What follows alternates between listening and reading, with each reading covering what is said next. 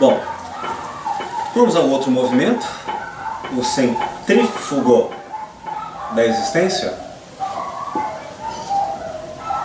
Quando eu parto de mim como falante, ouvinte, como vidente, mas não sou eu o centro do discurso, da atenção, do foco. É um outro.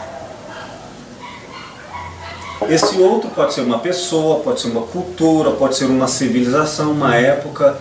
É, por definição, o não eu.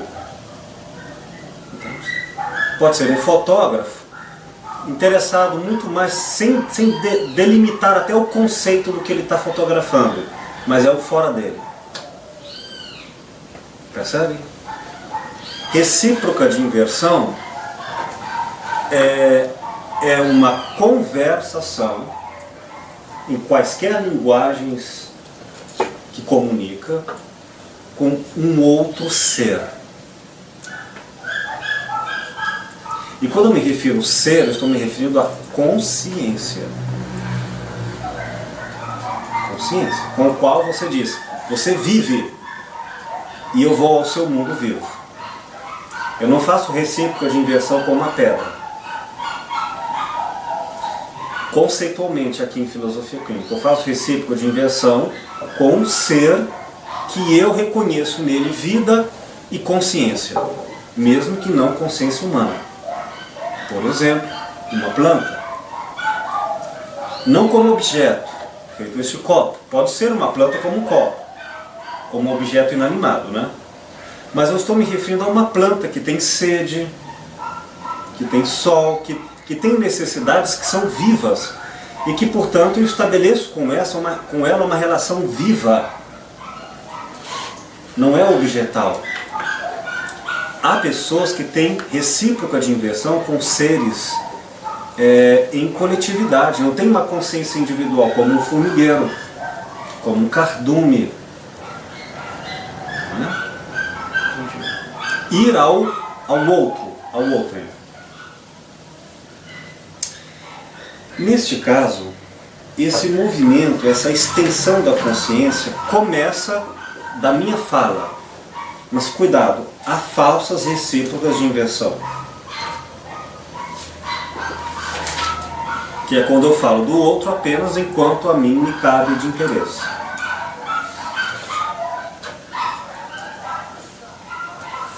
Recíproca de inversão tem um nome no campo da ética essencial para nós terapeutas. Chama alteridade. Já ouviram falar? Alter significa o outro. Por definição é aquele que não sou eu.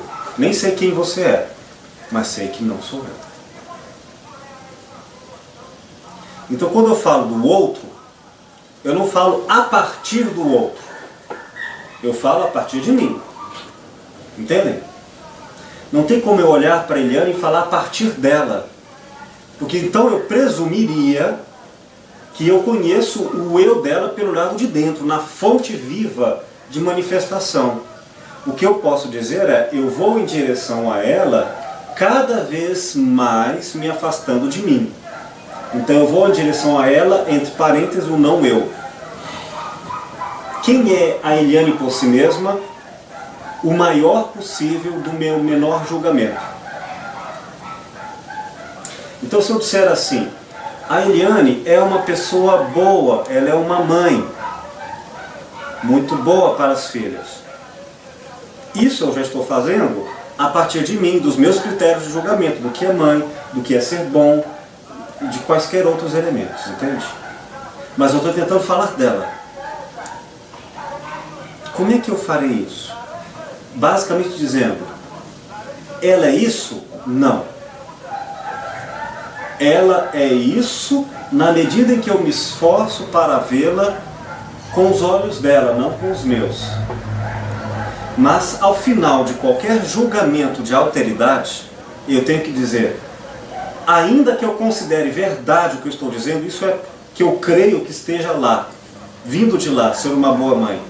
Mas eu tenho que colocar uma vírgula e ao final de todo julgamento de verdade colocaram etc. Em latim, é isso e outras coisas. E outras coisas ao infinito. Entendem? O infinito que há entre mim e o outro é o que garante a alteridade. O infinito significa nem você pode dizer para mim quem você é. Completamente. Há um infinito. Porque se você disser, por exemplo, que gosta de time de futebol X, amanhã pode mudar. É infinito. Hoje isso é mais importante, amanhã pode não ser. É vivo. É mutante. Então qual a única certeza que eu tenho quando vou em direção ao mundo do outro? Valendo $1 milhão? Eu não sei que não sou eu. Não é para negar o outro. Não. É para negar a minha força de verdade que aprenderia o outro. Entendem? Por isso eu nunca saberei quem é o outro por ele mesmo.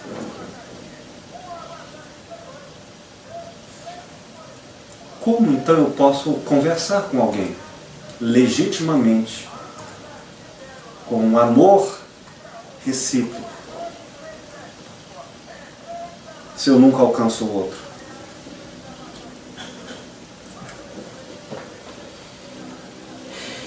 Se quando você fala que está doendo, eu vou usar as minhas referências de dor para compreender o que você está dizendo. Gostaria de não querer enquadrá-lo na sua perspectiva, no seu julgamento. Mesmo que eu tenha certeza, eu preciso ter certezas. Não, você não existe, é só um sonho meu. Não, eu acredito que você existe, tem outras referências além do que eu vejo. Ele também está dizendo que você existe, mas isso não me garante. Não me garante. Nós já vimos em vários filmes, né? Acabamos de ver Show de Truman, Platão, Matrix. Não me garante que as coisas lá fora de mim existam. Mas eu acredito. Então, ir ao mundo de outra pessoa com recíproca de inversão é uma questão não só de boa vontade, mas de inteligência. Como fazer isso? Querem aprender? Se aprender, me ensine, porque... Meu Deus! Um dos filósofos que mais nos tem ensinado sobre isso, no campo da filosofia clínica, são vários, naturalmente, lembrando que cada qual tem o seu jeito de fazer isso. Sabe qual é? Pelo seu tópico, pelos seus tópicos de consciência determinantes. Se você é sensorial como um ser que percebe o mundo sensorialmente, então é através do corpo que você tem que aprender a fazer isso. De outra maneira, intelectualmente você vai criar armadilhas. Estão com calor? Querem que ligue o ventilador? Tá bom? Então, cada pessoa deve investigar os seus tópicos determinantes, porque eles serão a sua falência ou a sua riqueza de consciência. Se você é emotivo, como dado forte da sua visão de mundo, é pela emoção que você deve fazer esse percurso com os cuidados necessários. Se você é uma pessoa de julgamentos valorativos, tópico 5, prejuízos, que tem verdade, que é isso, que é aquilo, independente até de conhecer, usa esses guias, Deus existe, não importa o que acontecer, Deus cuida das coisas. Se você tem um guia, um valor, uma verdade determinante, é com essa verdade que você deve exercitar a alteridade. Isso vai limitar, por exemplo, o tipo de pessoa que eu posso ou não atender? Pode acontecer, mas independentemente do outro, eu tenho que fazer clínica a partir do meu jeito de fazer clínica. Daí pode ou não ser possível a aproximação do outro. Por exemplo, vou dar o exemplo do Lúcio Pata. Primeira vez que eu o conheci, eu estendi a mão, como um dado de semiose, de linguagem sensorial muito típico de nossa época. E o Lúcio veio me dar um abraço. Eu com a mão esticada ele me abraçou. De gaúcho. É gaúcho isso? Eu não sei, eu tive lá no sul várias vezes, estou indo lá de novo. Mas seja como for, isso é bem dele. O que mostra ele ser sensorial. Lembremos que não é um absoluto, é um viés importante. E outro elemento sensorial, ele gosta muito de chopp. E por aí vai. Ele diz que quando ele ama carro, mas quando ele vê um carro, ele até acha estranho esses carros de hoje, que você abre o capô, aquilo é tudo computador, já não tem mais um parafuso, um óleo. Né? Antigamente ele gostava de o cheiro do motor, sabe? Muito sensorial. Se ele for rico na sua sensoriedade, ou seja, uma pessoa pobre veria amarelo ou verde, uma pessoa rica na sensoriedade das cores, visualmente, poderia ver 500 tons de amarelo. Olha a riqueza. Entende? O pintor veria isso. No filme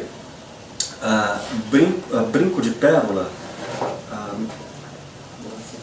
Moça com Bico de Pérolas, que é um quadro do autor, do pintor, não é o Rembrandt, enfim, um grande, que me esqueci o nome, holandês, né?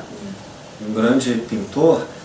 Ele sempre trabalha sozinho porque ele não encontra ninguém que entenda a sua obra, então ele prefere ficar em inversão. Até que uma empregada da casa, dessa limpeza, ele arrisca-se com ela para saber se ela teria conversação no mundo dele. Ele chama para uma janela, olha, aponta para o céu, uma coisa óbvia, como uma nuvem, e diz: qual a cor dessa nuvem? Ela diz uma resposta abstrata, alienada e padrão. Qual a cor? Branco. Branco, uma nuvem branca. Aí ele dá um olhar de decepção, mas ela não vai entender minha obra, não adianta. Aí ela para, peraí, tem cinza, estou vendo um pouco de vermelho. Uma nuvem de verdade é isso. Tem essas cores misturadas que um olhar comum não veria. Então, para o pintor chegar àquele tom, tem que ter um conhecimento imenso de luminosidade, de cores, de pigmentações, de texturas, enfim. O Lúcio é sensorial dessa maneira. Ele tem uma riqueza de percepções sensoriais muito grande. O que significa que o que ele fez foi uma inversão. Eu estendi a mão e ele me deu um abraço. E o mundo de quem ele está? Nesse ato. No dele. No entanto, imagina, eu não conheço a outra pessoa, vai que ela não gosta de toque. Né? Ela tem medo até de homem. E ele dá um abraço desses. Se ele perceber neste movimento dele inversivamente que a outra pessoa recusa, imediatamente ele volta atrás, pede desculpas, né? Porque ele tem recíproca de inversão. Ele fica atento ao outro. Ele não deixa de ser ele, mas respeita o outro e imediatamente recua. Não quero invadir o outro. A palavra hospitalidade, de hospital, é o lugar de cuidados. Você, para ir ao mundo da outra pessoa, tem que fazê-lo como quem vai a um hospital, com cuidado. Você não entra lá na porta, não abre a geladeira de quem você não conhece, entende? Você tem que ir como um visitante. Não pode entrar e usar a vida da outra pessoa como se fosse parte da sua. Então isso é recíproca de inversão. O Lúcio, ele tem uma profunda recíproca de inversão com todos, mas sem deixar de ser ele. Então ele chega ao jeito dele, observa se isso vai ser ou não uma invasão, porque ele tem hospitalidade e recíproca de inversão. Só que, aqui entra o detalhe, inversivamente ele é tão competente nessa sensoriedade que até hoje eu não vi quem não gostasse do abraço dele. ele abraça de uma tal maneira que é muito afetuosa. Você não percebe ali erotismos, objetificações, sabe, qualquer forma de reducionismos nesse ir ao outro pelo toque. Então, através dessa inversão, ele não desrespeita a recíproca. Porque se desrespeitar, ele volta. Ok. Vamos lá. Então, nós vamos ao mundo da outra pessoa. Primeira lição. Não deixe de ser você. Se você deixar aquilo que lhe constitui ou lhe define, não essencialmente, até a gente mesmo se dê conta. Para ir ao mundo da outra pessoa, quem vai ao mundo da outra pessoa? Não é mais você. É como se você fosse sem os seus olhos. Um personagem. Você vai tropeçar. Vocês já tiveram aquela coisa de fazer regime e que você mesmo quis, e era tudo possível. Não estou dizendo que não era, que era impossibilitado por qualquer mudança. Não, é totalmente possível. Isso, por que você não fez? Ah, eu não tive força de vontade? Pois bem, você não teve força de vontade para ser você. Então, onde esta força, essa vontade está que não em você? É um sinônimo de alienação. Ela já está distante dela. Portanto, eu vou falar o que eu não quero, vou agir do jeito que eu próprio não me identifico, eu vou ficar tão distante de mim que eu mesmo, não só outras pessoas, falam, isso não é você. E eu próprio vou dizer, mas isso não fui eu. Por quê? Porque eu não estou mais dentro do jeito que me define, que me constrói, que me fortalece. Então, para ir ao mundo da outra pessoa, você tem que ser você. Entendem? Isso já não é fácil. Isso não significa ser inversivo. Ou seja, como eu for, meus tópicos determinantes, meus elementos de reconhecimento no mundo, os tópicos de percepção que nós estudamos na estrutura de pensamento do Lúcio Parker, tem que ser respeitados. Ok, então agora eu estou centrado em mim, reconheço o que tem a ver comigo e o que não tem a ver comigo. Estou fortalecendo isso. Quanto mais eu for eu mesmo, mais eu vou perceber que ao me aproximar dessa pessoa, para acompanhá-la, para ir ao mundo dela, eu começo a me perder. Então o que eu faço? Não vou. Conclusão? Algumas pessoas você não fará recíproca de inversão, por respeito a si mesmo. Experimente fazer recíproca de inversão com Hitler. Sabe? Algumas pessoas conseguirão verdadeiramente isso. Algumas poucas pessoas.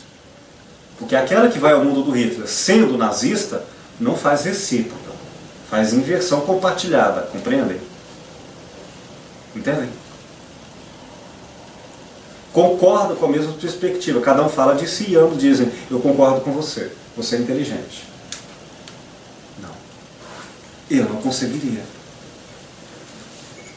Então, recíproca de inversão não é para quem quer, é para quem pode.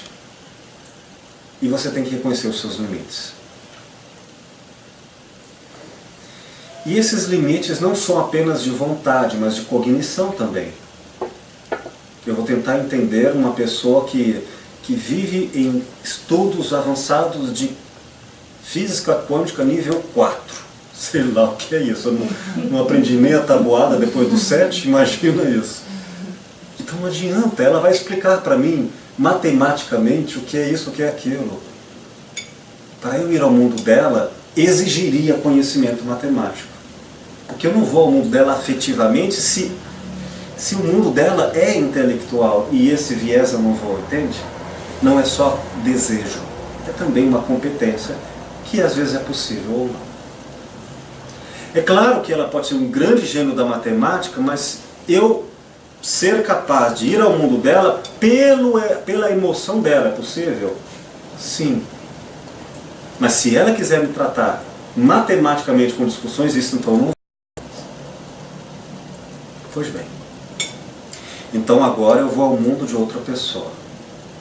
Levinas, esse filósofo lituano, Emanuel Levinas, na sua obra Entre Nós, deixa uma coisa bem clara. Nós não é plural de eu. Nós é a clara separação entre mim e você. Só há um nós porque somos diferentes. Percebe?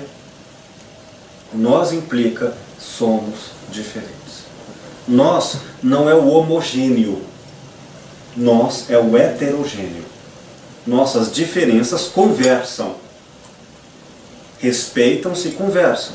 Portanto, nós reunimos por um desejo de conversação, mas sabemos que eu nunca conseguiria entrar mais profundamente além da minha capacidade. Isso é um nós. O nós é respeitoso, o nosso é hospitaleiro. Só existe um nós como um hospital, com cuidado. Então eu sei que está doendo, e para eu sarar isso aqui, eu posso fazer um corte mais profundo para fazer isso, mas há um limite que a pessoa diz, eu quero morrer, eu tenho que respeitar. Ou então, eu prefiro que a minha perna, eu prefiro ficar com ela doente do que sendo amputada. Entende? Há limites em que a hospitalidade respeita pela compaixão o outro, não como eu gostaria, sabe?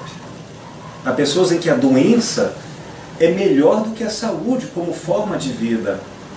Tem gente que através da doença consegue pedir perdão, unir laços que a vida inteira foram separados, até pedir comida na rua. E você deixa a pessoa saudável e ela não consegue mais ter esses elementos de vida ou sobreviver. Então, pensando em Levinas, um filósofo judeu, após a Segunda Guerra Mundial, e que percebe os problemas, os equívocos, os falseamentos do que em filosofia clínica chamaríamos de recíproca de inversão, para ir ao mundo da outra pessoa.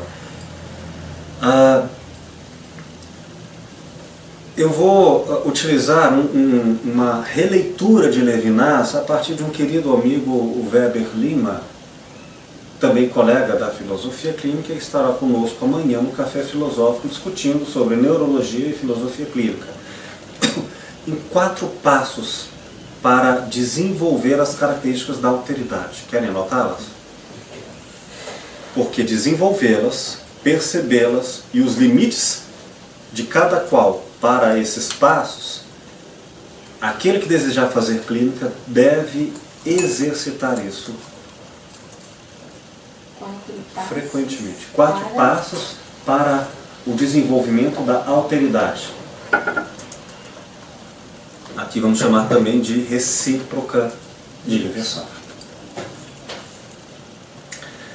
A alteridade, lembremos, é uma relação ética de recíproca de inversão. Entendem? Nem toda recíproca de inversão é ética. Lembra quando eu disse a vocês que é possível ser inversível e profundamente ético?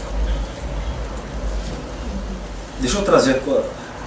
você quer aprender matemática? Eu sou um gênio da matemática. Ou sonho. Aí eu vou trazer você para o meu mundo. Eu sei como fazer você aprender matemática. Então, você vai querer me mostrar isso? Não, espera aí. Eu entro no meu mundo, que aqui eu guio você, porque isso aqui eu sou bom. A inversão pode ser uma generosidade. Pode ser também um egoísmo. Então, a pessoa ser inversiva, um pai inversivo, um filho inversivo, podem ser relações éticas.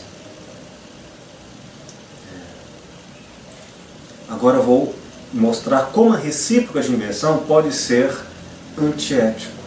Ou pode ser fragilidade e não competência de ir ao mundo da outra pessoa.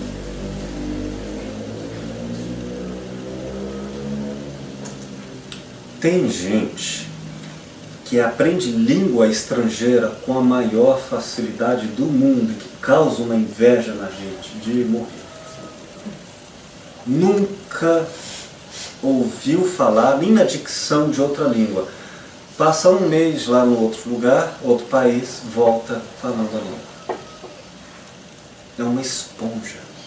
Parece que o eu dela não está dentro dela. ela é capaz de rever completamente a consciência do lado de fora.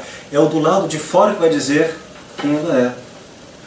Se passa uma semana no Rio de Janeiro, volta falando carioquês. E não só na fala, no jeito de andar, capta isso. Se ela frequentar lugares alienantes, Vixe Maria. Vixe Maria. Vixe Maria é o que? É baiano, não é? Vixe Maria. Bicho, eu acho que é tudo nordestino. É tudo nordestino. Maria. E se esta pessoa frequentar lugares que enriquecem a alma dela, nossa, muito mais rápido, entende? Recíproca de inversão, que é a capacidade de trazer do movimento das coisas lá fora, do mundo lá fora, dos seres lá fora para dentro, não significa honestamente competência, mas é um modo de ser. Então há pessoas que têm uma grande, eu não vou chamar de compaixão, mas de passividade. Você sofre, eu sofro junto. Você fica com raiva, eu fico com raiva junto. Você comete um erro. Você grita, você bate em mim. Não faça isso, isso é só uma fala. Aí eu vou perguntar, mas o que eu errei? Eu vou trazer tudo para mim. Aqui seria inversão, né?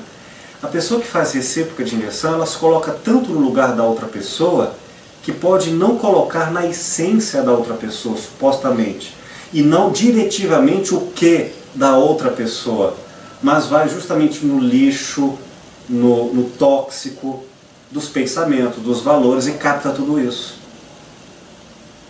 Então imaginem uma pessoa que tem grande recíproca de inversão, que se coloca tanto no lugar da outra pessoa, que prefere sofrer as dores da renúncia por amor a outra pessoa, do que ir lá e corrigir o outro. Vai desenvolver um autoritário, um ditador do outro lado, não é? Porque tem grande recíproca de inversão. Sente as dores do outro. Entendem? A arte de dizer não. Tem gente que vai ao consultório e não sabe o que é isso. Falou, oh meu Deus, se eu não fosse terapeuta. E falou, escreve um cheque aí de 10 mil reais. Você não sabe dizer não, né? Você acabou de falar. Eu usaria essa pessoa, entende? Como muitas pessoas fazem. Então tem gente que vai ao mundo do outro e não deveria.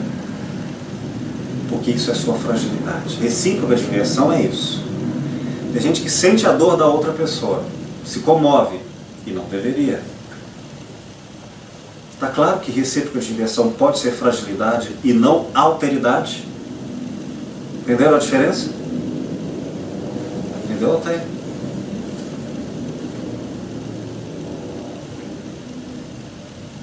No caso, o que vai estipular a diferença dos dois é a ética. A ética. A ética. Eu me lembro quando eu me apaixonei pela Roberta na 3ª série. Nossa. Qual século aqui? Do século passado. Chamou de velho. Não estou falando nada. Eu sou jovem há mais tempo. Chamou de velho. E a Roberta, ela não colocava um pingo no i. Ela colocava uma bolinha. A bolinha era quase o tamanho do caderno. Eu não sei porquê, na minha paixão eu passei a colocar bolinhas no J, no I. Entende? Recíproca de inversão. Mas não significa que eu fui ao mundo dela. Fiz isso através da escrita dela, que é uma das suas manifestações. E não significa que isso me trouxe sabedoria. Imagina se eu pego, ao invés disso, depois eu deixei, quando eu a deixei, nunca tive, mas eu a deixei. Se eu pego um cacuete dela, qualquer, entende? A recíproca de inversão não significa sabedoria. Lembre-se que você pode fazer recíproca de inversão em algumas características, em outras não. Na emoção sim, no raciocínio não, nos valores sim, nos comportamentos não. Dito isso, vamos agora à alteridade. Perguntas, questões? Os casais de muito tempo, né? Porque assim, juntos, quando há essa recíproca e aí eles se separam, acontece isso, você se vê como você fazia que o outro. É um espelho do outro, né? Se a recíproca de inversão for parte constituinte dela, então ela deve procurar outra pessoa adequada para fazer isso. Quer dizer, não é necessariamente uma pessoa casal, mas é que às vezes a gente tem que tentar aplicar certas regras psicológicas ou morais equivocadas com um padrão, sem respeitar a individualidade. Por exemplo, é uma pessoa que é chamada de dependente, é uma pessoa que é chamada de não ter personalidade própria, porque sempre precisa de alguém de conviver, não é? Aí você diz para ela, você tem que caminhar sozinho, ter individualidade própria. E se ela fizesse isso, ela se perderia. A questão então seria a companhia adequada para ela. Tem gente que não consegue ficar só. Não consegue, não é porque é incompetente, é o modo de ser dela. Só que então tem que saber as aproximações que lhe convém ou não à força existencial. Bom, 4 passos para a recíproca de inversão em termos de alteridade. Mexe. Alteridade. Primeiro passo. Não, hífen, indiferença. Não indiferença.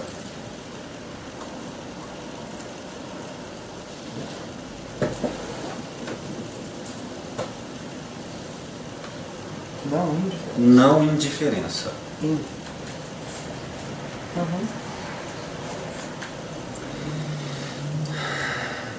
Não indiferença não é uma coisa nada fácil. O que é indiferença? Não se sensibilizar, ignorar. Isso, é ignorar. Ignorar determinados valores, que no caso seria importante. Se for não indiferença via valores, sim. Pode ser não indiferença via emoção. Não, eu falo assim, a escala de valores que o partilhante atribui a qualquer coisa, você...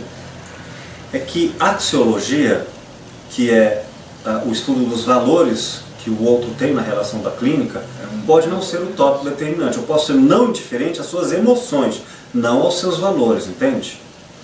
Eu posso ser não indiferente ao seu corpo e não às suas abstrações e pensamentos.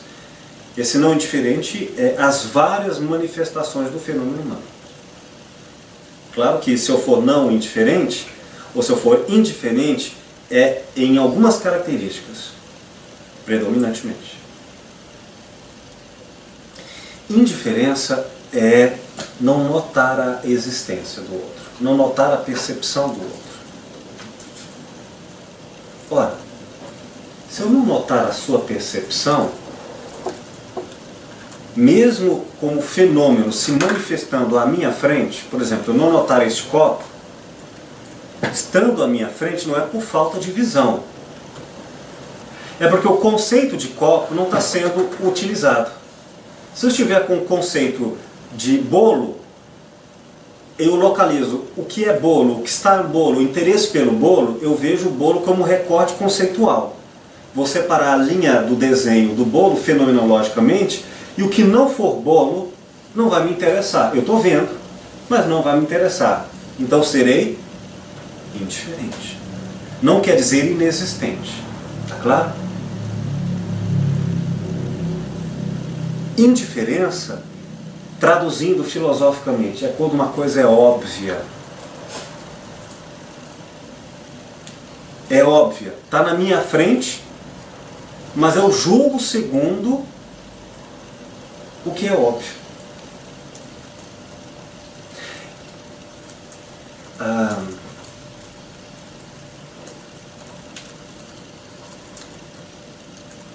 As pessoas costumam achar que o que é óbvio é o conhecimento.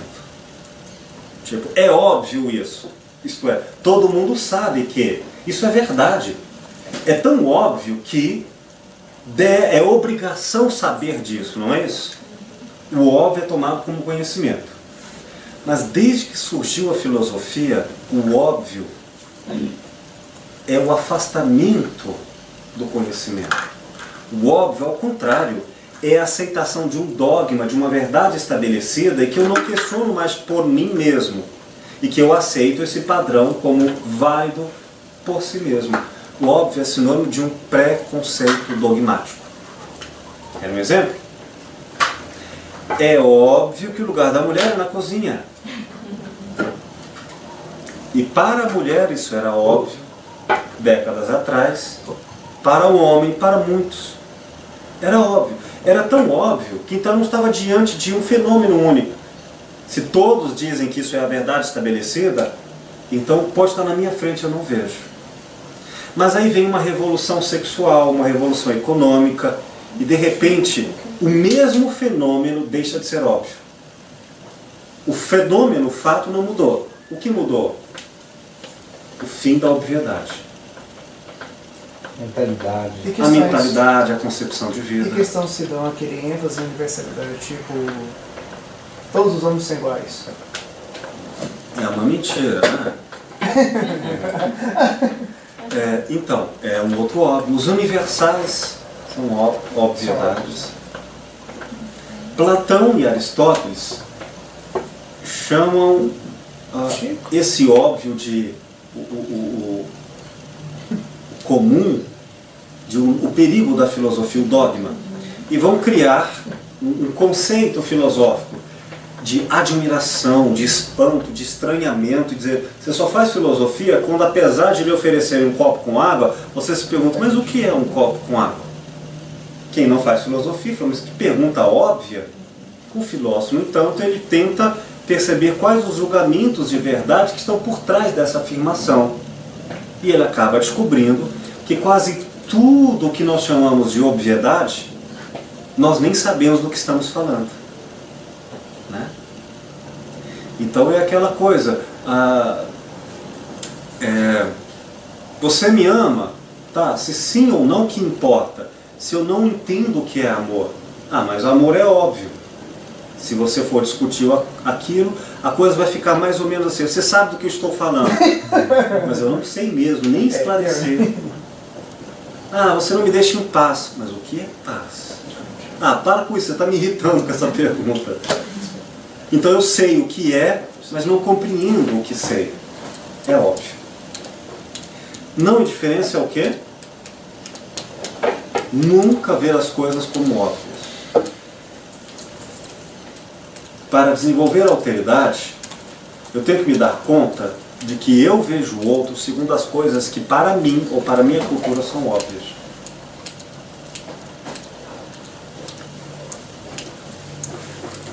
Portanto, eu tenho que estranhar meu próprio julgamento. Agora eu vou lhes dizer como é que é isso na prática clínica. É muito simples e muito difícil. Um dia meu pai bateu em mim de chinela. Aí a pessoa me conta uma história que um dia o pai dela bateu nela de chinela. Nessa hora ela para a fala dela e eu vou ficar me lembrando de como meu pai me bateu de chinela. Acho que ela pergunta, você entende? Aí ela fala, você entende? Fala, nossa, eu sei como é isso. Você se botou bem? Eu estou falando de mim, não estou falando dela. E eu vou dizer, isso é óbvio. E se a pessoa concordar com as mesmas opiniões que eu falarei do que é óbvio para mim. Então qual é o maior perigo da não indiferença? O inimigo da reflexão, do estranhamento. Não é a diferença, é a semelhança. Quando vocês encontrarem alguém cujo discurso, verbal ou não verbal, se parece com os seus conteúdos vivenciais, se prepare, porque o monstro da aproximação é muito forte. A tendência é calar o discurso da outra pessoa e usar as nossas referências de indexação. Eu pego os termos iguais, o sorriso, a roupa, quaisquer elementos que parecem-me óbvios, e vou usar os meus elementos históricos que têm significação contextualizada e vou indexar o significado ao termo. Aí a pessoa usa uma roupa vermelha, eu pego a minha história ligado com o contexto de roupa vermelha, pego esse significado, indexo na ela e diz, eu sei o que é isso. Eu entendo bem. Percebem? Não indiferença é lutar contra a facilidade de condenação, de julgamento do óbvio. Só o primeiro passo dá 2 ou 3 vidas de muito esforço. Mas ainda tem mais 3. Tranquilo? Então como é que a gente faz isso? Parece-me que o que você está chamando de dor é algo que na minha história agora é consciente, viu? Não é automático, nem é óbvio. Mas eu tenho que usar um parâmetro. O que você está chamando de dor, na minha história, eu tenho algo parecido para comparar. Mas eu sei que não é isso. É só uma aproximação. É como traduzir uma palavra, um termo de outra língua. Como é que você traduz jeitinho para o aramaico? Meu, você dá um jeitinho, você não faz assim com o corpo. Um jeitinho. Esse jeitinho era Marco. Um jeitinho, sabe? Existe, se a cultura tiver esse conceito, existe uma tradução. Mas talvez não seja tão simples. E seja por aproximação, e talvez nem seja possível. Por exemplo, a língua inglesa, ela tem menos vocábulos do que a língua brasileira, o português brasileiro. Então uma palavra só quer dizer muitas coisas possíveis. Porque eles não querem esse detalhamento, eles são mais práticos. É o contexto que vai dizer isso. Se precisar, a gente para e concentra melhor o discurso. Mas eles não são focados nos detalhamentos, por serem mais práticos, uma cultura pragmática. Como é que você vai explicar detalhes lá? Tem que ter uma aprendizagem daquilo. Querem fazer um teste? Uma mulher, imagine um homem chega até uma mulher que está com cólicas menstruais. Você sabe o que é isso? Cólicas menstruais? Vixe, eu prefiro não saber o que é isso. Você pegou Já sentiu Não. cólicas menstruais? Já vi. Não, tá. Vi, Aí já ela vi. vai dizer assim, você não sabe o que está falando. Cólicas menstruais daquelas de morrer. Moça, de vez em quando Morrer. tem invento, mas... Aí o homem chega nela, põe a mão no ombro, olha no fundo dos olhos e diz: eu sei como é isso. Pra ficar claro que você não sabe coisa nenhuma. Não há indiferença, há engano. Ou não. Talvez esse homem saiba mais do que essa mulher. Talvez ela tenha realmente sentido dores associadas a outros fatores fisiológicos, em que ele, como um ginecologista, identifique isso. Peraí, isso aqui são dores associadas por inflamação, que ele identifique e ela não saiba. Entende? Tanto quanto ele. Às vezes uma mãe pode saber melhor o que o filho está sentindo do que ele próprio. Um médico mais do que a pessoa sinta no corpo. Tudo isso é possível.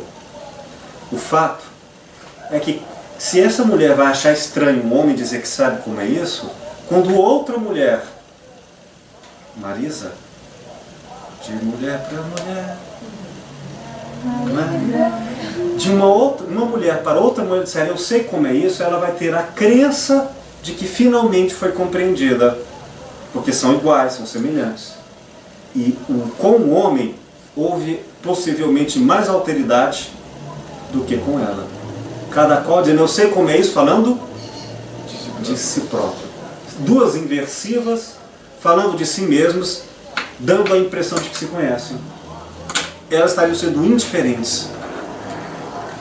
Percebe? Como é que a gente verifica isso? É fácil. Assim que começa a haver uma discordância entre essas que se amavam tanto pela semelhança, imediatamente se afastam, não conversam mais, não suportam a diferença. Em termos de alienação, você verifica isso em grupos militares, em grupos de repetição, de massificação. Se você repete o que o grupo diz, você é um ídolo. Se você destoa do grupo, você é expulso. Ou tentativas de reajuste. Entenderam então o que é não indiferença?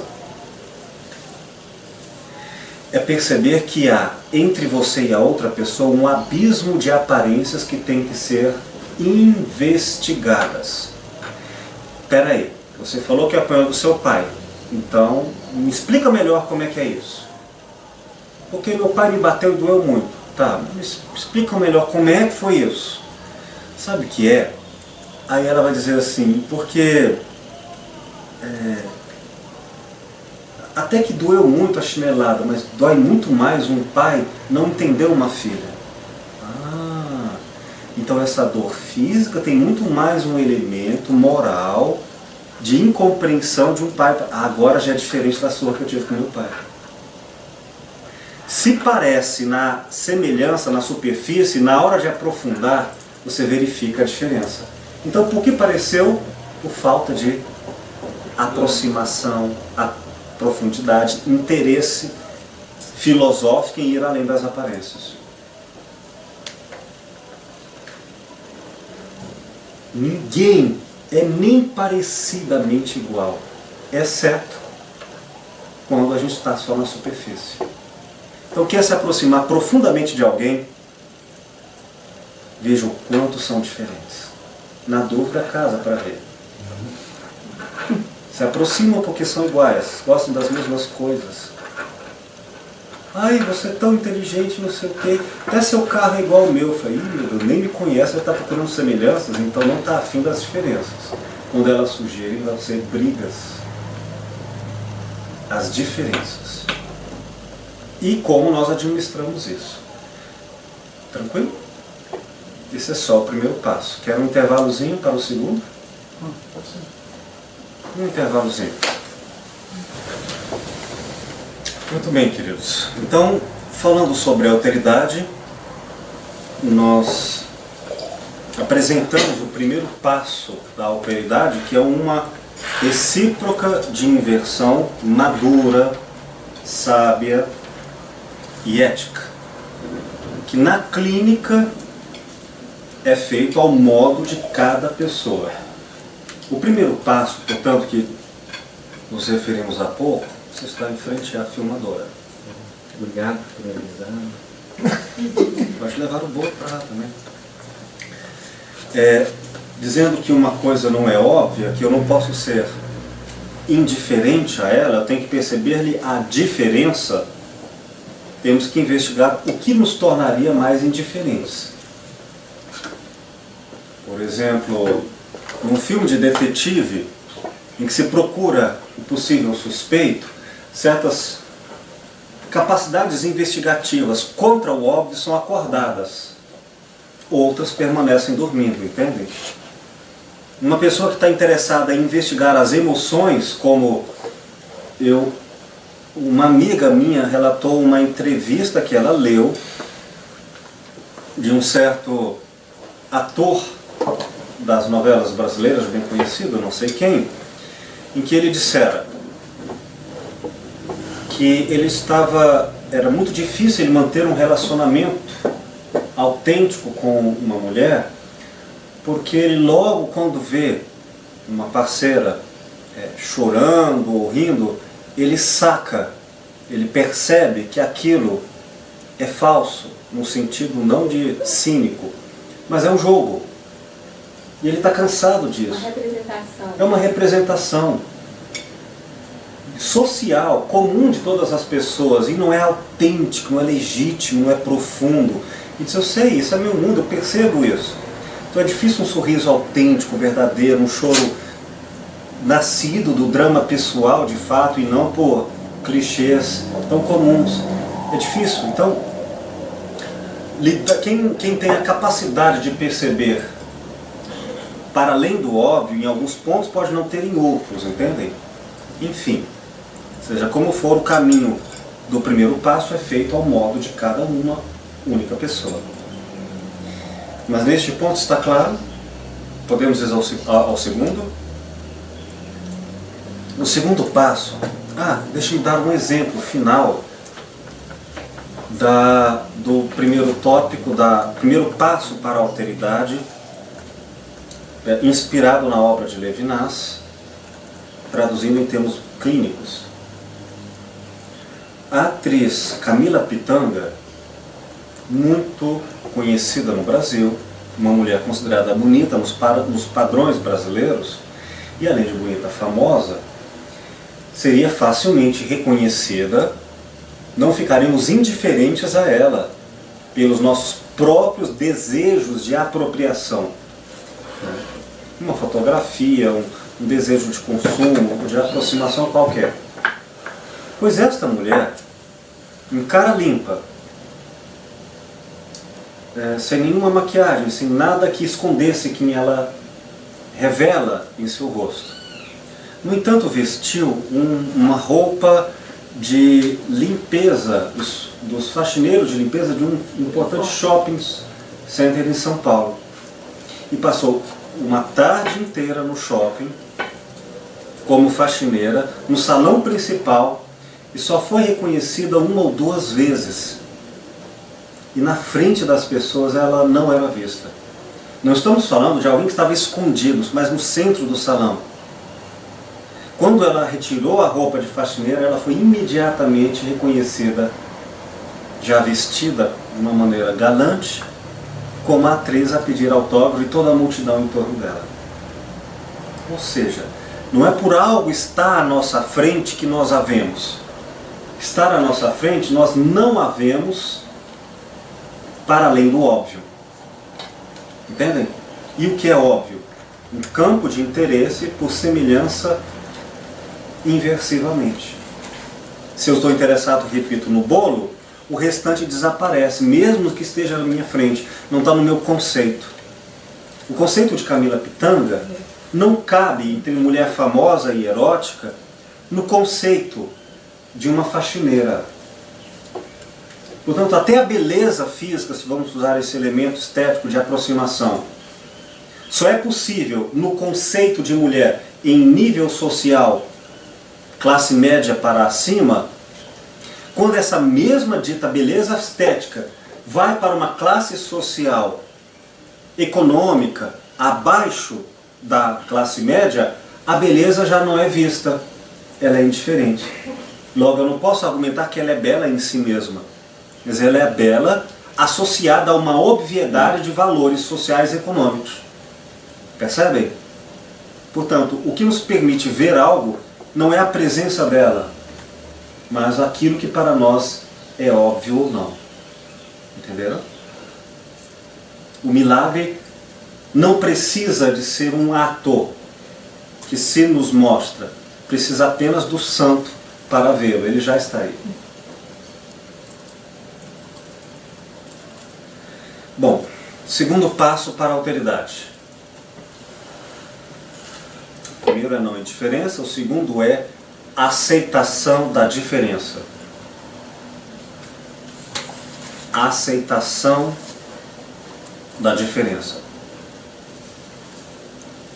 O primeiro nós vimos, é não ver a diferença, né? Tudo que é semelhante é óbvio. Vencer o primeiro passo é perceber que cada pessoa é única, que cada momento é único, ainda tem referências, e é único. Aceitar a diferença não é o mesmo que concordar. Aceitar não é sinônimo de gostar. Não é sinônimo de empatia. Não é sinônimo de empatia. Uma sensação talvez agradável pelo sentido comum que a palavra nos dá. A alteridade pode ser sinônimo de empatia? Pode, mas aí nós temos que entender o que estamos dizendo por empatia. Aceitar a diferença significa, quando você falar algo para mim, o primeiro elemento de aproximação, de entendimento do seu discurso vai ser o meu mundo. Correto? Não é estranho isso, é natural. Eu vou me afastar, me esclareça melhor, contextualizar e vamos usar a metodologia da historicidade, analítica da linguagem, todos os elementos da lógica, da hermenêutica, que nós já falamos em outros momentos do curso. Então eu reconheço, bom, então é diferente, e a fonte única disso é você. Ouvir você é dar atenção ao seu modo de significar as coisas. Mas aí eu vou identificar coisas que eu não concordo. Percebi que é diferente. E a tendência muito comum da nossa época inversiva é lidar como com a diferença do nosso mundo? Rejeitá-la. Compará-la com o nosso e pô-la em perda, em não ser como a gente. Esse é o lugar mais comum, né? Quanto mais uma pessoa tiver recíproca de inversão, menos ela vai ser difícil isso. Diga. Seria um reducionismo. É um reducionismo. Aquilo que no mito de Procusto está em adaptar o outro ao tamanho da minha cama, mutilando quando ele é maior do que a cama ou esticando até ele caber na cama dos meus conceitos. Então, para lidar com o segundo passo, significa, quando eu enfrentar o estranhamento de que algo não é óbvio, eu preste atenção no que eu vou dizer em termos éticos. Eu tenho, mais até na minha opinião do que simples direito, eu tenho o dever, muitas vezes, de querer mudar o outro para que ele se aproxime do meu jeito. Se aproxime da minha concepção de realidade, de valores, parâmetros. Portanto, se eu acho que o Altair está errado, e eu não tentar mudá-lo, eu serei o quê? Omisso. Omisso, negligente, diante dos meus critérios. Então eu tenho direito, e até o dever, emocional, valorativo, racional, quaisquer. Eu vou tentar mudar você. Você não gosta de chocolate, alguma coisa está errada, vem cá, você não experimentou esse chocolate, e assim vai. Por carinho até, mas enfim. Um dos primeiros conflitos, quando lida com o outro, geralmente se dá por erro de entendimento. Você quis dizer algo que é diferente do que eu realmente entendo. Então, antes de eu ir a favor ou contra, eu tenho que investigar se realmente é diferente. Pode ser que não, entende? A gente concorde, só que em outros termos, de uma forma diferente. Vamos investigar. Até chegar a um ponto que, por investigação, eu conclua, não, de fato, quando eu estou falando em reencarnação e você diz que é ressurreição, é claro que você não entendeu direito, só pode ser, porque não faz sentido ressurreição. Então eu vou te explicar direitinho como é que funciona isso. Aí eu vou insistir, porque eu acho que o problema é de entendimento, de clareza na linguagem. Mas vai chegar um ponto, espero que seja em breve, tem que haver esse limite, que é clínico, que eu vou dizer, espera aí, a questão agora não é por falta de boa comunicação entre nós, é que você pensa de outra maneira. Às vezes você até concorda comigo, mas não sabe, é porque está equivocada a sua visão. Só que outras vezes não é por falta de equívoco, é porque é diferente. E aí o que você tem que fazer? Aceitar. Mesmo não gostando, mesmo não concordando.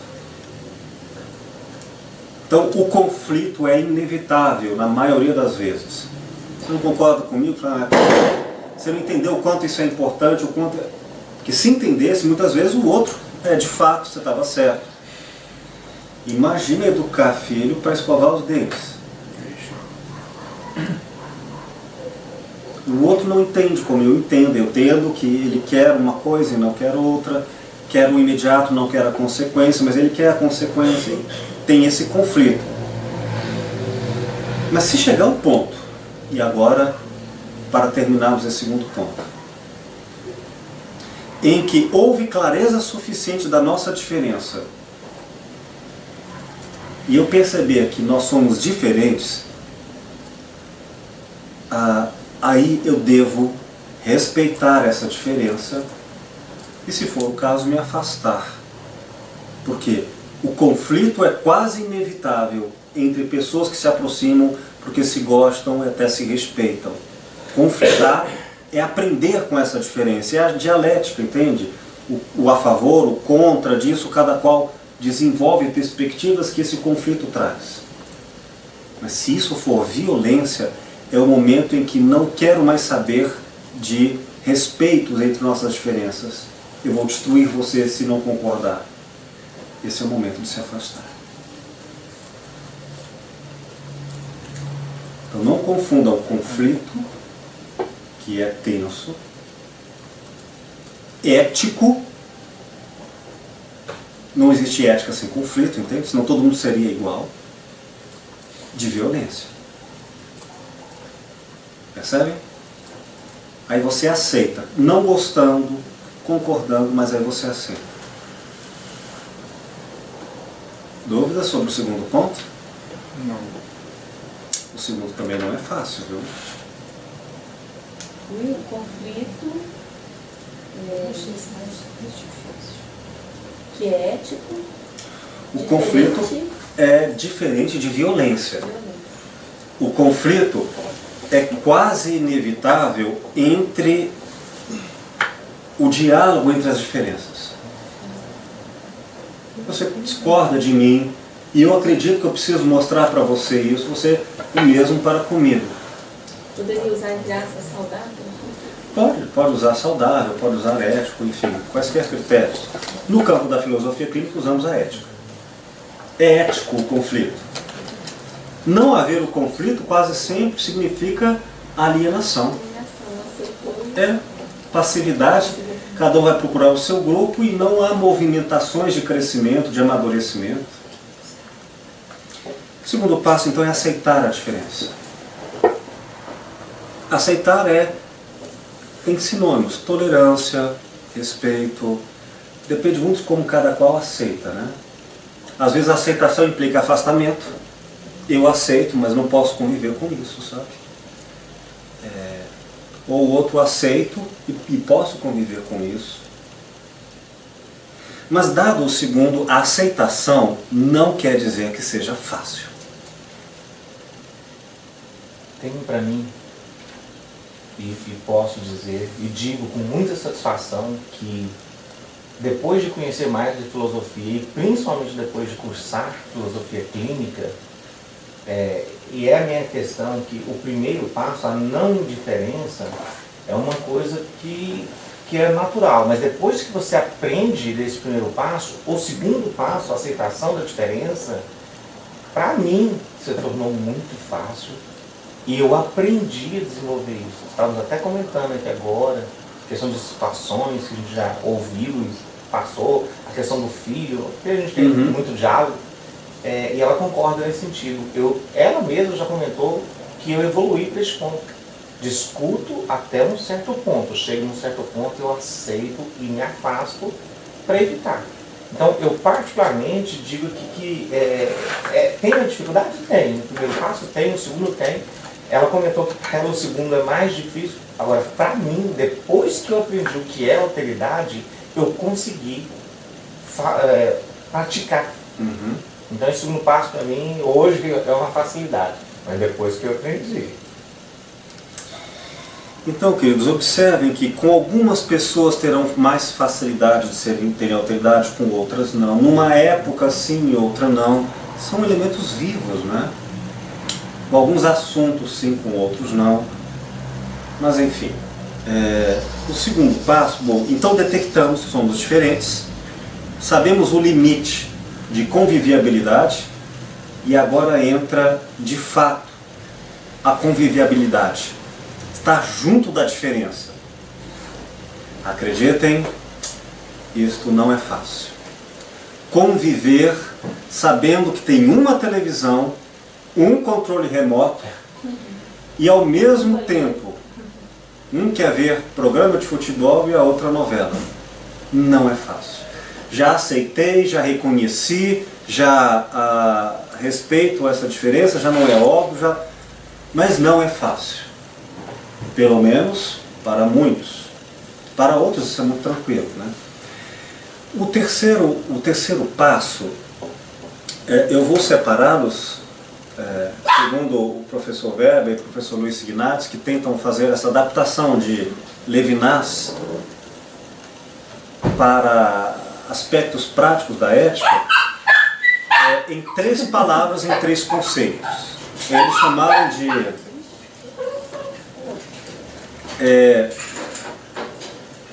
espera,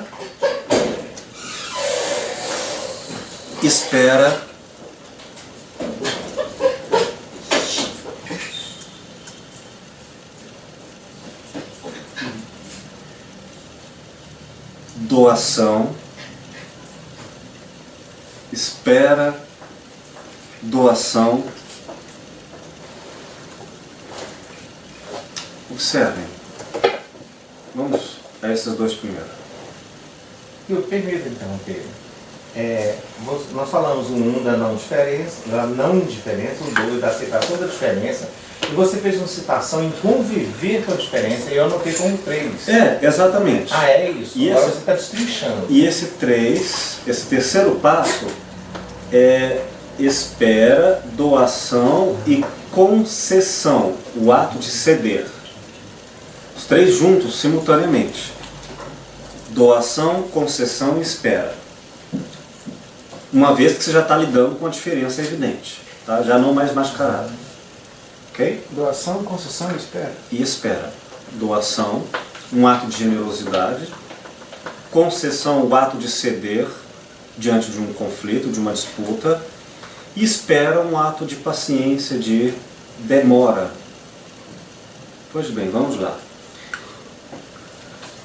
Se vocês tentarem convencer alguém, no momento do conflito, de uma ideia diferente da qual ele julga que é óbvio, ainda que essa pessoa se convença de que você está certo, Não vai ser isso. ainda que você a convença, ela diz, está certo, eu estou convencido de que você está certo. Mas, Lidem com a espera, isso não é automático. Eu reconheci que eu tenho que parar de fumar, mas isso não acontece instantaneamente, nem eu mesmo querendo. Tem hábito, tem vários elementos, componentes deste modo de ser. Eu vou mesmo querendo deixar uma concepção, voltar a ela muitas vezes até como um exercício de abandono. Entende? Por exemplo, eu estou querendo voltar a correr. Não volto na segunda-feira com todo o pique. Vou ter que ter processos de recomeço. Há um tempo. Portanto, nas discussões entre vocês e as pessoas com quem vocês conviverem, na hora dessas discussões, há certas verdades, há certos valores, há certos comportamentos, enfim, emoções, que gastarão tempo necessário para serem assimilados. Já aconteceu de vocês lerem um livro, entenderem alguma coisa, tempos depois de lerem o mesmo livro e tirarem mais lições? Pois bem, é porque houve um tempo necessário, com novas assimilações, amadurecimentos, para aquilo chegar à efetivação de significados novos. O tempo significa vida. Doação, concessão, espera. Às vezes no primeiro momento a gente se choca, né? E tem gente que funciona cada qual ao seu jeito, né? Um dia já diz não, para logo depois talvez, e depois tudo bem. Seja como for, e tem os métodos, né? Se você falar, ela não ouve, se você escrever, ela lê. Tem um modo de isso, mas lembre-se que o fenômeno é vivo. Então eu digo assim, Felipe, eu preciso te dizer alguma coisa. Então fala. Não. Daqui 2 anos eu falo. Eu vou modulando essas questões, porque sei que se eu falar agora, ele não vai entender, vai trazer equívocos. Então eu vou organizando isso de tal maneira que eu sei que ele vai precisar passar por algumas vivências para depois aquilo fazer sentido. É como alguém querer, me ensina como é que chega a esse dedilhado incrível no violão. Eu falo, mas você já sabe violão? Não. O que é violão? Como é que você me explica isso?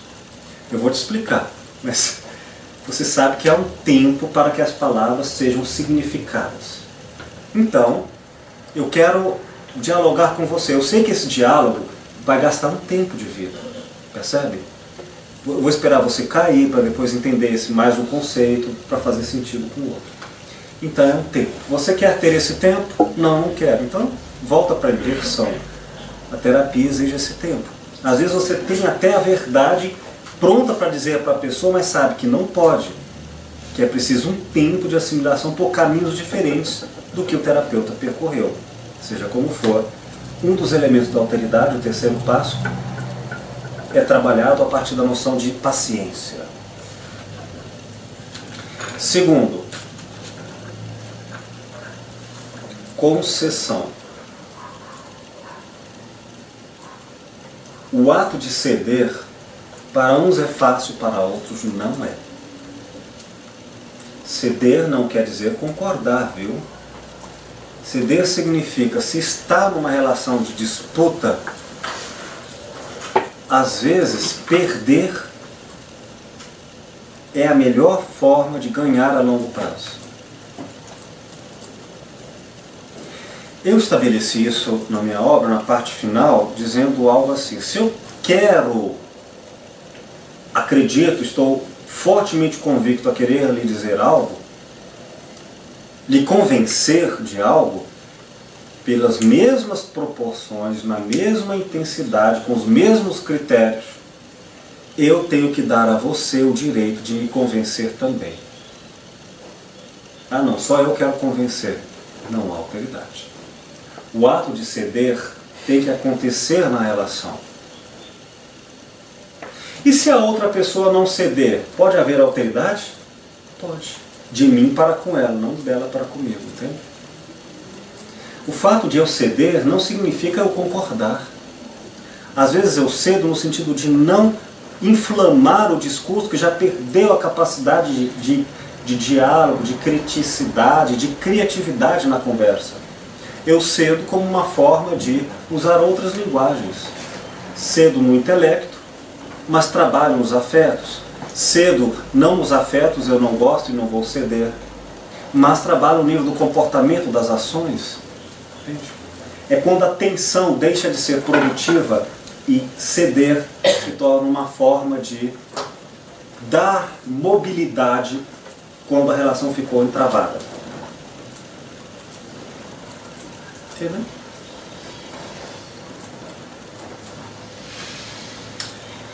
O terceiro elemento do terceiro passo, os três elementos são simultâneos: doação, concessão e espera. A palavra doação, acho que não poderia ser mais feliz. Até poderia, generosidade. Você não faz todo esse esforço se não tiver amor. Não faz mesmo. Você cede porque está interessado em lucros vantajosos na inversão, mas aí não é recíproca de inversão. Nesse momento de ceder, tem que ser muito cuidadoso, porque às vezes você vai abrir mão do que você realmente acredita em detrimento de outrem, e nesse momento você estará se estupendo por outrem. Se for isso, não pode acontecer. Esse ceder a qual me refiro, por exemplo, o ato de renúncia, não significa autotraição. Significa, por exemplo, que o outro pode me violentar. Eu cedo no sentido de dar mobilidade quando o diálogo não é mais possível. Mas o fato de eu ser violentado não quer dizer que eu me violente, se é a minha escolha. Entende? Eu me violentar é eu me trair.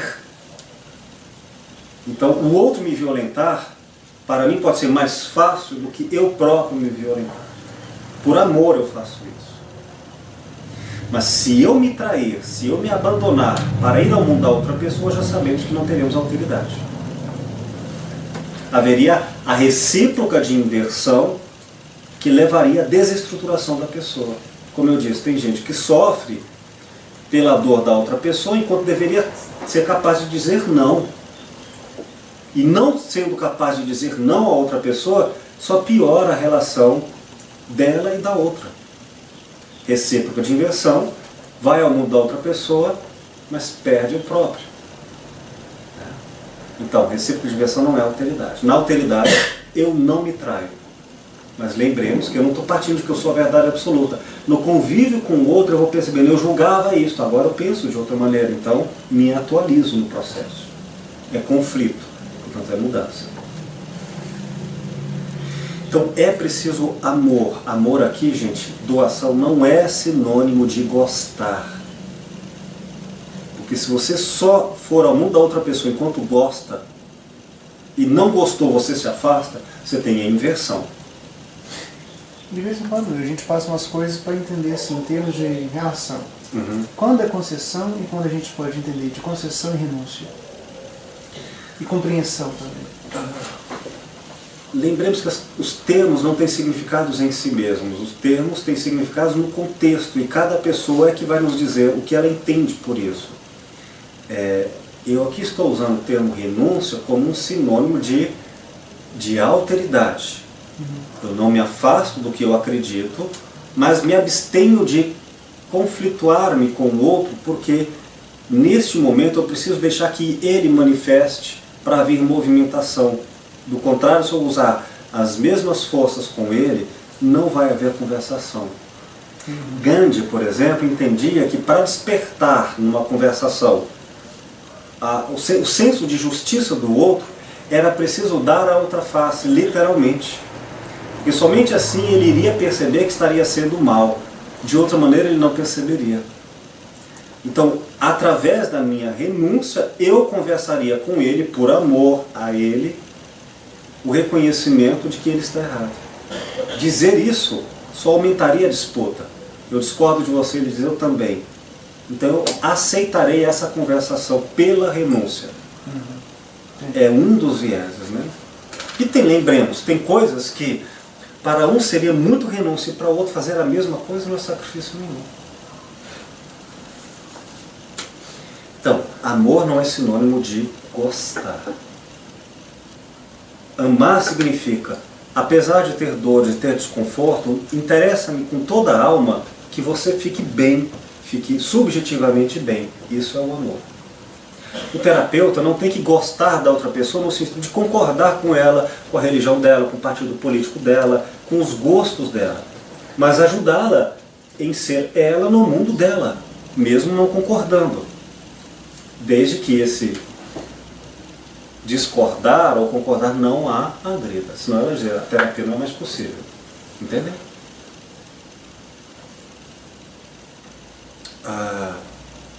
Dito isso, o quarto passo. Até agora foi fácil, não é? Muito fácil.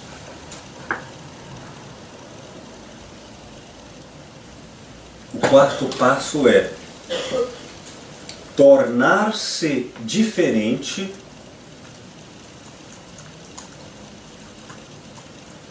transformando-se, tornar-se diferente, transformando-se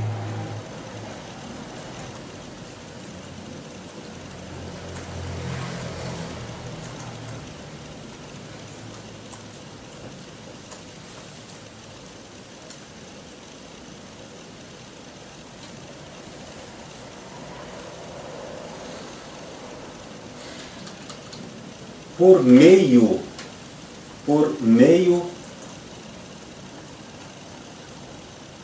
ou, se preferirem, pela aprendizagem, por meio ou pela aprendizagem das diferenças do outro. Terceiro passo é aprender e se transformar com as diferenças do outro.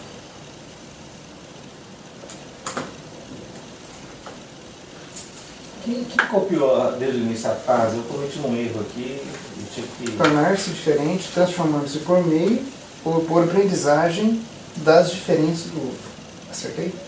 Aprender e se transformar com as diferenças do outro. Em resumo, é assim. Quando você conviver com outra pessoa, pode ser uma pessoa, carne e osso, pode ser uma ideia diferente, sei lá, uma doutrina diferente, pode ser um livro, é uma pessoa por escrito, entende? Uma visão de mundo, não importa. um outro conceito de realidade que não o seu. Ao conviver com a diferença na alteridade, você não é o mesmo depois disso. Se você é exatamente a mesma pessoa que era antes de conviver com uma pessoa, perdão, depois de conviver com ela se tornou um objeto ou foi indiferente. Mesmo que você continue concordando com as mesmas coisas que concordava antes, a presença da outra pessoa é viva e alterou você. Você aprendeu algo com ela, mesmo que seja discordando dela. A outra pessoa não é um objeto, não é passivo.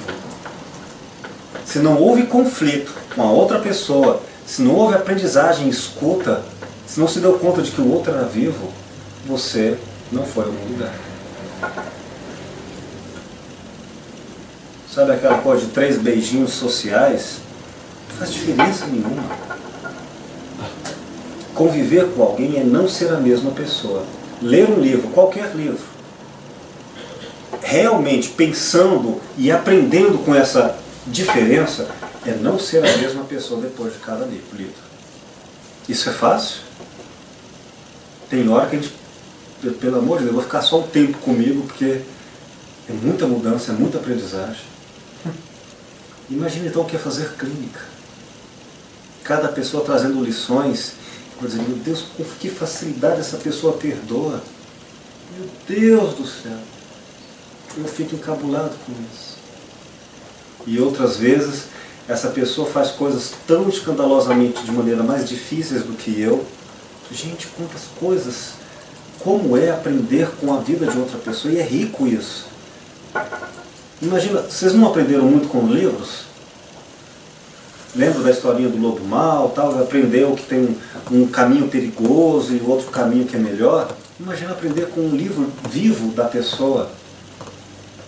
Não aprenderam com seus pais, com amigos, sem precisar passar por aquilo? Não viram um filme Christiane F. sem precisar se drogar e se prostituir para entender um pouco daquilo? Pois é. Imagina que então ser terapeuta, indo ao mundo de pessoas diferentes. Diferentes. É preciso um exercício, porque isso é trabalho, e trabalho é cansaço, de fôlego existencial, de amor e de limites também. Tem hora que não dá, agora não consigo mais. Tem hora que você vai atender o outro e diz assim, eu já estou com muitos problemas, eu preciso de um tempo para esses problemas abaixarem e voltar a ter lucidez com a diferença, porque agora estou invencível demais. Percebe? O exercício da clínica em consultório é um método demorado de aprendizagem e escuta. Mas esse método vai nos ajudando a ver também fora do consultório, fazendo clínica com as pessoas que você se envolve. Também aprende a escutá-los. Isso também exige de nós. Ainda tem gente que diz que ser gente não dá o menor trabalho. Difícil é fazer coisas lá. Mas ser a gente mesmo é o grande trabalho. Nós já deixamos há muito tempo de sermos nós mesmos, sem alteridade.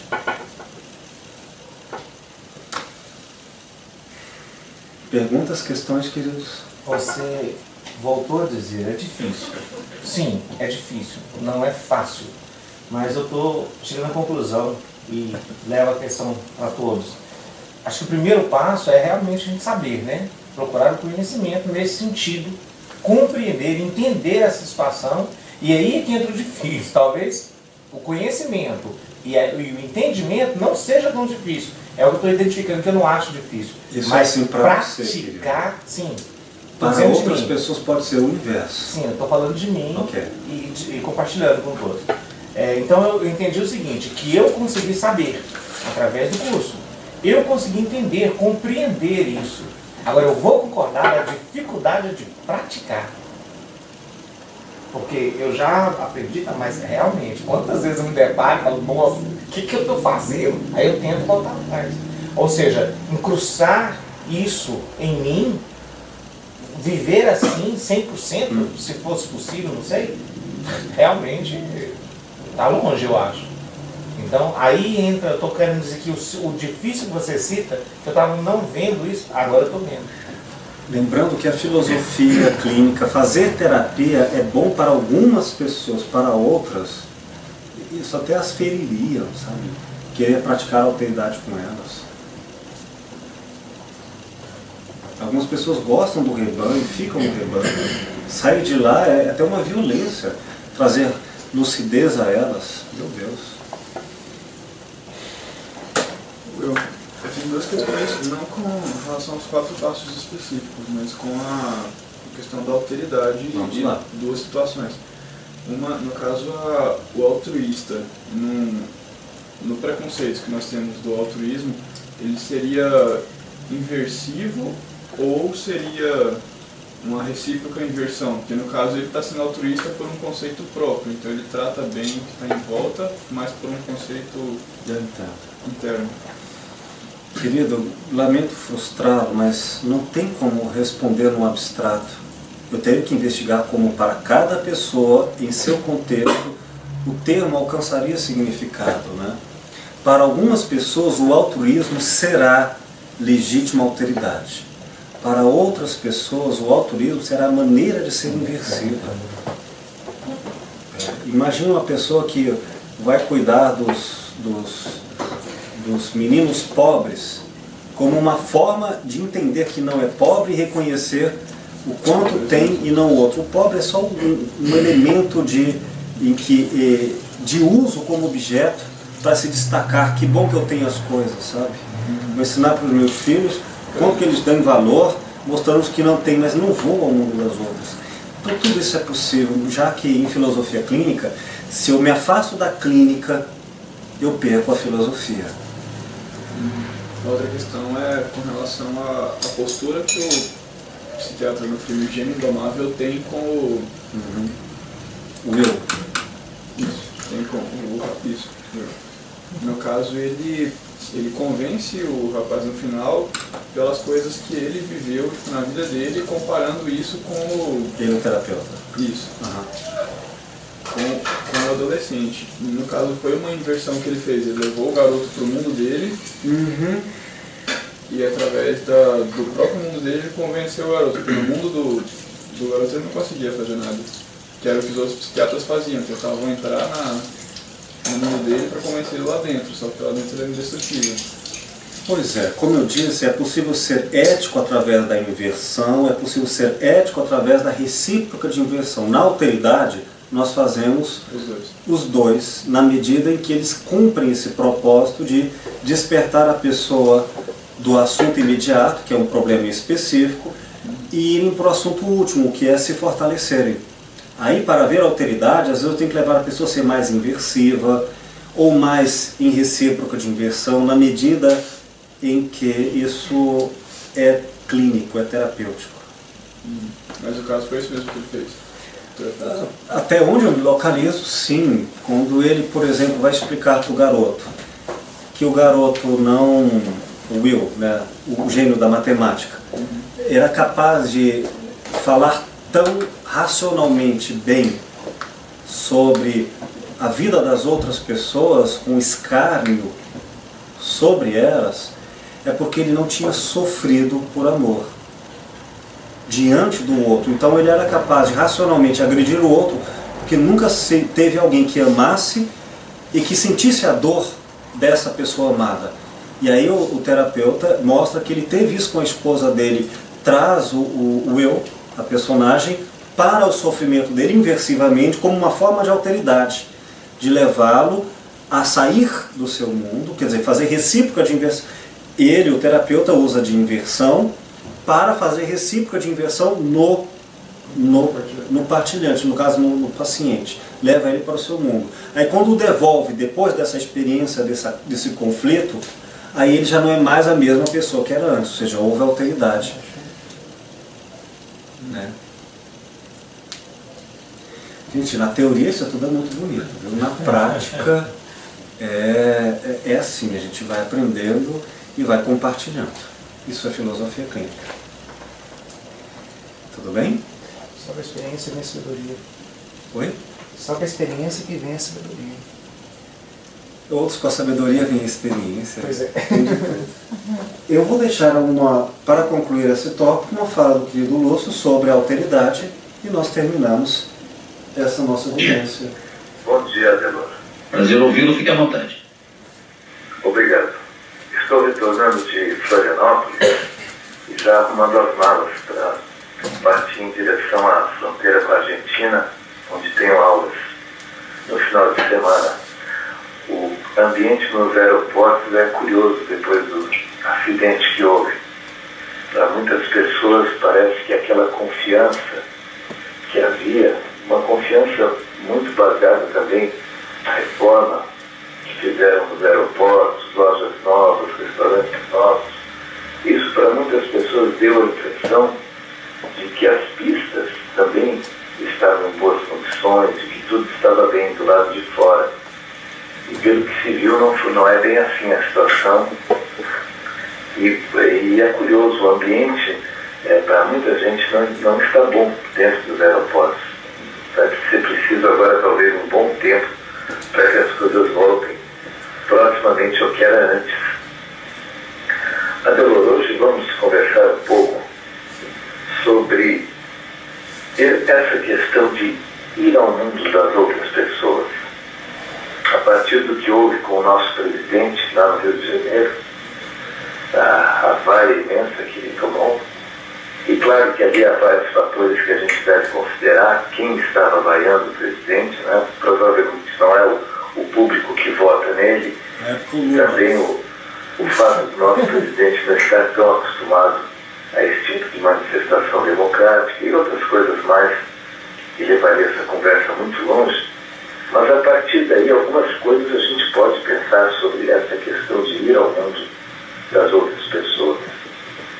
E aqui eu me refiro às pessoas mais próximas, nossa mulher, nosso marido, nossos filhos, nossos amigos, nossos pais, aqueles com quem convivemos no trabalho, na vida.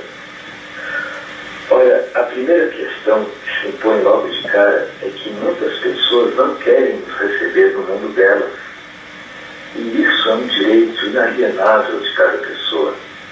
Eu não tenho como usar qualquer instrumento de argumentação para ir ao mundo da outra pessoa que não me quer lá naquele mundo. Às vezes, há pessoas que não gostam de receber ninguém no mundo delas. E eu sei que, para muitas mães, pais que ouvem a gente agora, isso pode parecer duríssimo. E compreender que, às vezes, um filho que a gente criou, ou a mulher com quem a gente casou, não quer nos receber no mundo dela.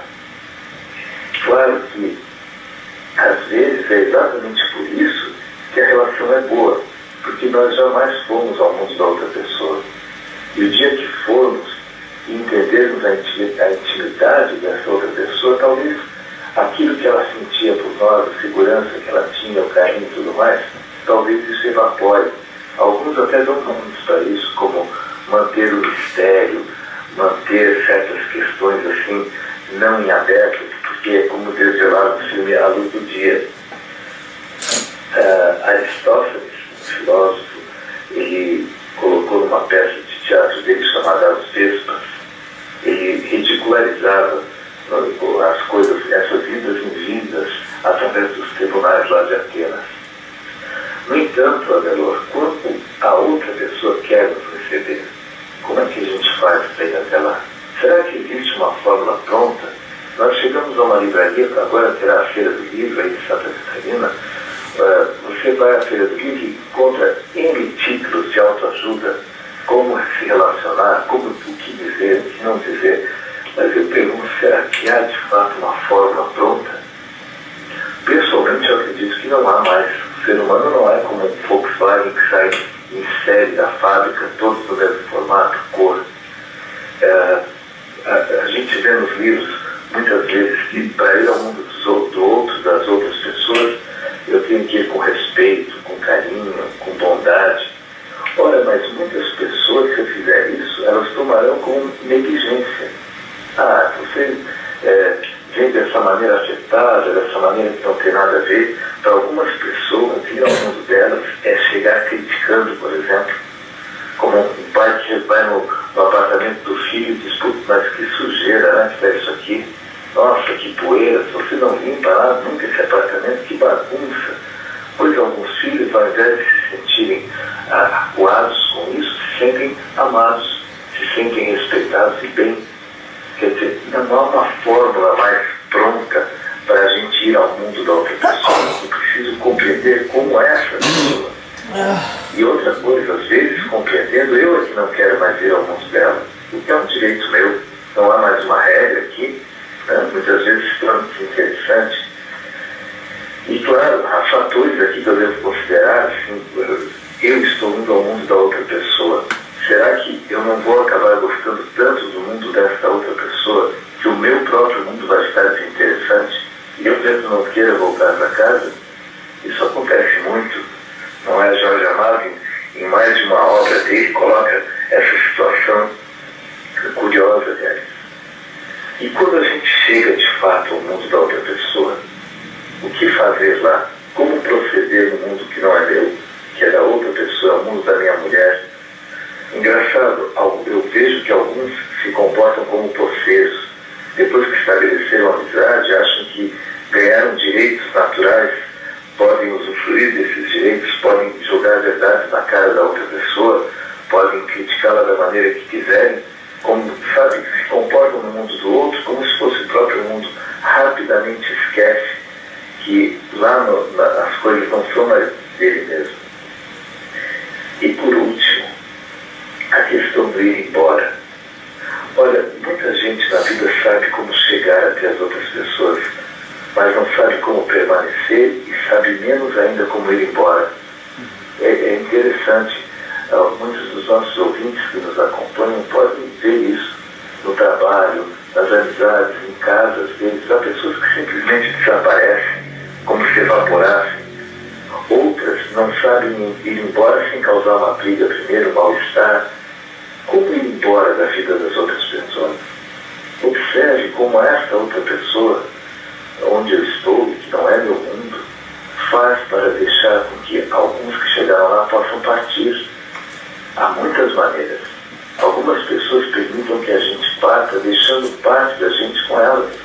Isso pode ser um filho, por exemplo. Isso pode ser parte dos nossos bens. Isso pode ser um poema, algo que a gente fez. Outros querem que a gente leve absolutamente tudo, que não deixe nada atrás, e o que deixar será jogado fora. Com essa conversa de hoje, eu quis colocar para as pessoas que nos acompanham que ir ao mundo do outro não requer uma regra pronta, mas sim uma observação a partir do outro, não das minhas necessidades, não das minhas coisas. E também, finalizando, eu acho muito importante, e essa é apenas a minha opinião, que se considere que muitas vezes o outro não tem nada a ver com a gente, absolutamente nada, e que isso não é um erro da nossa parte. Eu atendo muitos pais em consultório, casais, e vejo essas situações. É como quanta dor, quanta mágoa existe nos corações de algumas pessoas, porque não foram bem recebidas no mundo de uma outra pessoa a quem queriam muito bem. Olha, isso acontece, não há nada de errado aqui, certo, ou bom ou mal, são coisas da vida e a gente precisa aprender a lidar com isso. Quero agradecer e me despedir. Até a próxima semana. Muito bem. Legal. Gostaram da aula de hoje? Uhum. Terminou rápido, né?